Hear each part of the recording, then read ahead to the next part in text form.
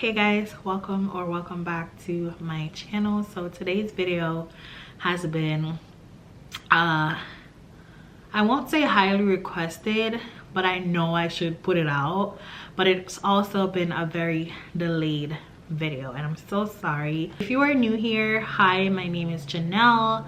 My channel is pretty much documenting my fertility journey, but I also put out other videos here and there, but it's really to document my fertility journey and now documenting my pregnancy journey. Currently I am in my 8th week of pregnancy with my rainbow baby. However, today's video is going to be talking about my 2-week wait, what we did, you know, the month we conceive, and also showing you guys my line progression. I've been wanting to show you guys my tests, but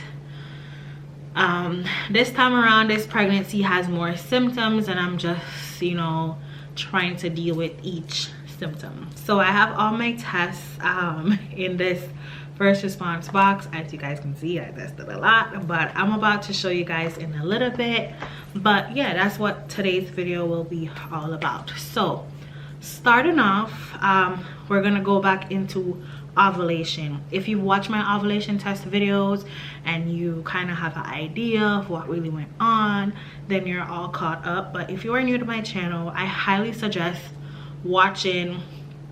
I'll just put the, you know, thumbnail for you guys to see. For the month that we conceive, the main 2 things that we changed was, of course, me taking, you know, fertility medicine, letrozole, and also my husband and I boots our intercourse, baby dancing, you know, time frame. We did it more often. So I took letrozole. I believe I took the lowest dosage, I believe 2.5 milligram, and I took it from cycle days 5 through 9. I started testing with ovulation, like tracking, you know, what's going on pretty early, because I wanted to see, you know, what was the letrozole doing. So I started tracking early. Typically when you take your last pill, you're supposed to start tracking the day after. So I didn't do that, but that's what you're supposed to do. So I took it from cycle day 5 through 9. I had my peak day on cycle day 18. What I used to track for the cycle that I conceived, I use my Fitbit. I don't have it on right now, but I use my Fitbit. I use regular ovulation tests, plus I use the mirror. And I'm going to highly recommend my mirror tracker or just a more advanced, you know, tracking system, because sometimes the sticks, like the little cheapy sticks, you know, sometimes you don't know. But when you have a device that actually tells you, like, hey, this is going on, I feel like that's a plus. So I used my Fitbit, which I don't track my temperature. I can't wake up in the morning. Plus when I used to track the machine that I had, it made a loud noise in the morning and my husband hated it, so it just didn't work for me. Whenever my period was about to show, my resting heart rate will dip a whole lot and then I'll know, okay, it's coming. But with my pregnancy, I started seeing the dip and I started getting scared, thinking, oh my god, my period is gonna come early, and I started freaking out. But lo and behold, that was implantation. So I did my Fitbit. I use regular OPK strips plus mirror. Mirror really gives you more numbers. It gives you a better guide. So I highly you guys suggest trying the mirror tracker if you can. Plus, to confirm ovulation, I did the Prove sticks, the Prove progesterone PDG test. I'll put a little insert right here. Because I don't have a regular 28-day cycle, I can't do cycle day 21 progesterone test, but having those PDG tests at home really helps. So it confirmed ovulation we're good right there. So peak day was April 24th, cycle day 18. Ovulation day was cycle day 19, April 25th. When you get your surge, you guys, like when you get that dark line, typically you're gonna ovulate within the next, I think they say 12 to 48 hours, in that time frame. I could be wrong, but you typically ovulate a little bit later after your surge. On peak day, my resting heart rate was 80 beats per minute, and on ovulation day it was 82 beats per minute. Going into the 2-week wait now, from 1 to 6 DPO, honest to you guys, I'm just gonna be honest, it's so early. Like, you really, for me, and I'm only speaking for me, I didn't notice any major change other than my Fitbit kept dropping. The resting heart rate kept dropping. At that time, I really wasn't thinking about implantation yet. I was really thinking about, oh my God, my period is about to start early, and I'm just, at the time, 6 days past ovulation. So I wasn't really reading into implantation at that time, but 1 to 6 I really didn't notice anything, any symptoms. 7 DPO was when I started noticing, you know, a little bit of hint. So 7 DPO at work, I was at my desk and I started feeling twinges or cramps on my right side, and I was at my desk and I'm like, I just spoke like this.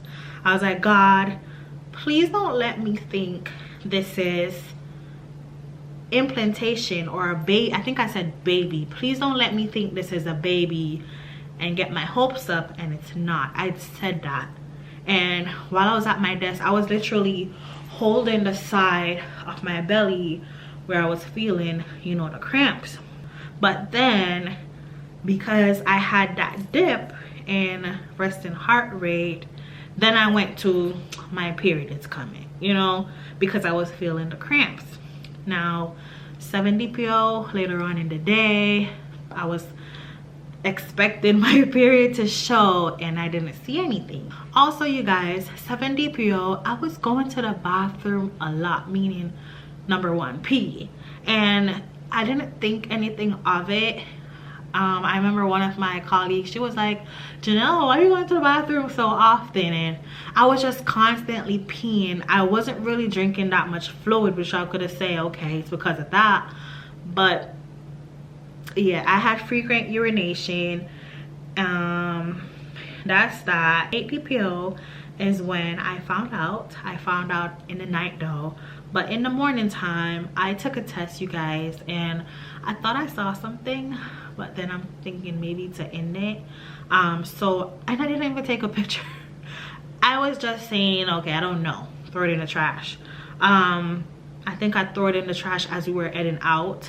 So I don't even, you know how we normally go back and look at the test, I didn't even get to do that because I threw it away. But while I was at work, 8 DPO, I started feeling more of the twinges. I had even more frequent urination. 8 DPO, my resting heart rate dropped even lower.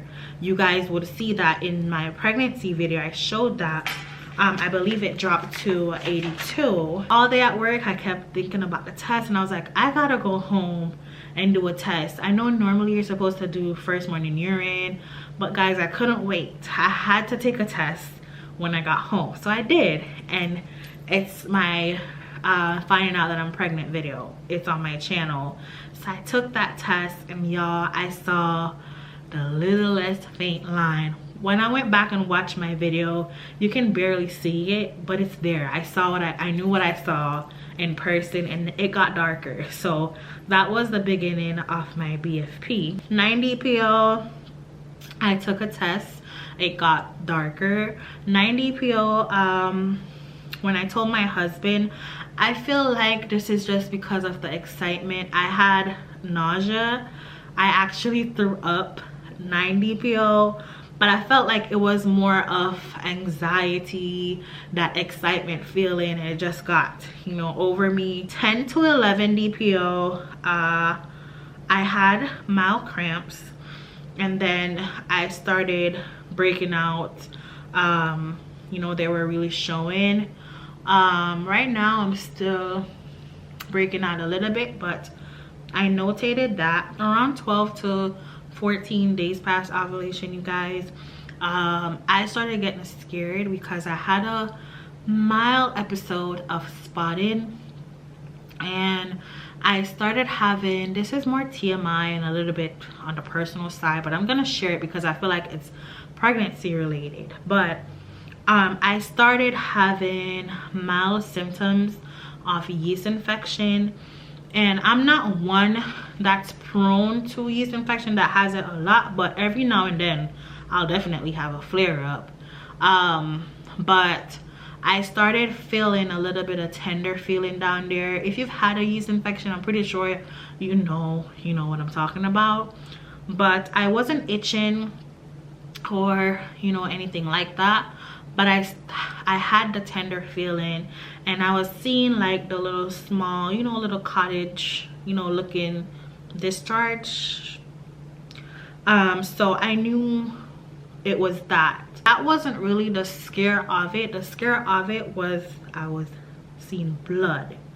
Now, I went and got checked up at the hospital. They confirmed pregnancy. They took my urine, they did blood work. The week prior to my confirmed ovulation, normally I'll try to baby dance the day before suspected ovulation, day after ovulation, skip a day and then another day.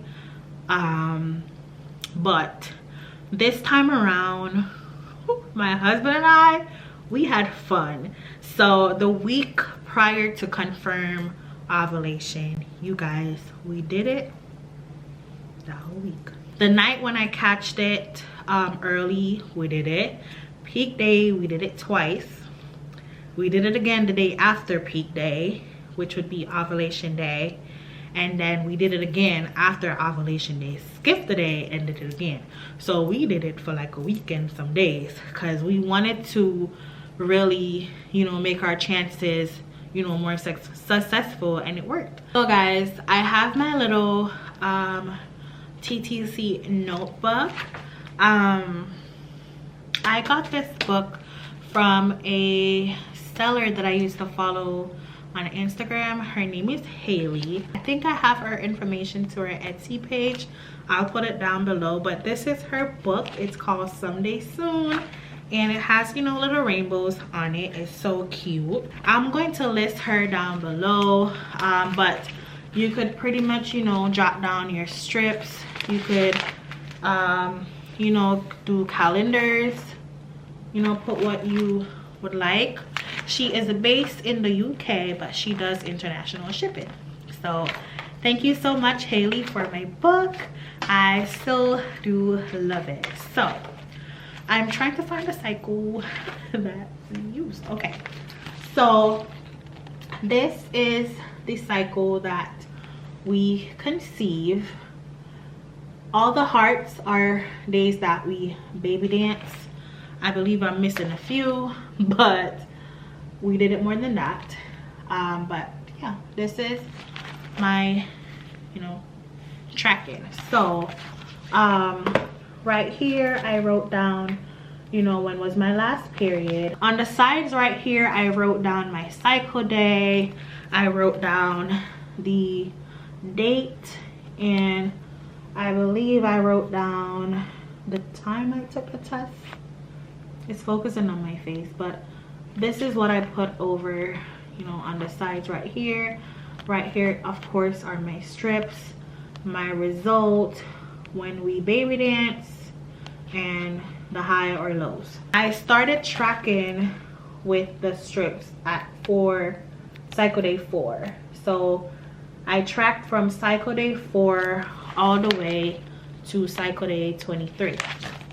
But going back, you know, this is how I tracked.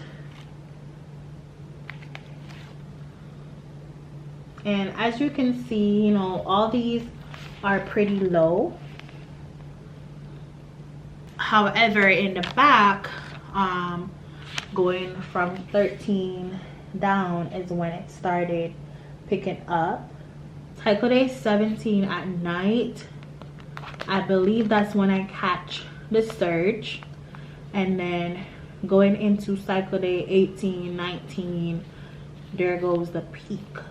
So as you can see, we baby dance a lot during these days following, you know, my peak. Here is my progression for my pregnancy test. I also took ovulation tests, 8 DPO, 9 DPO, and 10 DPO, just to test that method if ovulation can pick up pregnancy.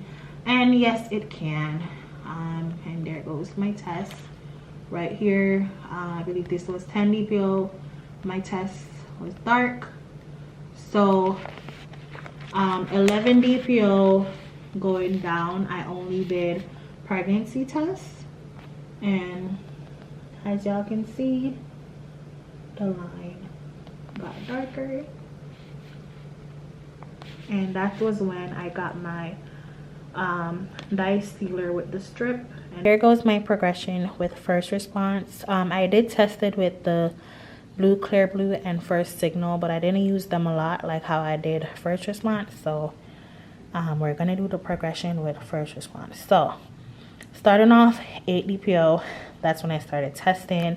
These two tests, they're a little bit yellow because I didn't take out the dip part early, so you know the P run across, but the others are white and more, you know, cleaner. 8 DPO, I had that little faint line. If my camera, you know, would focus. So 8 DPO, there goes my little faint line. 9 DPO, it got darker. 10, 11, the line definitely picked up. Also, this right here, that's the date. 12 DPO,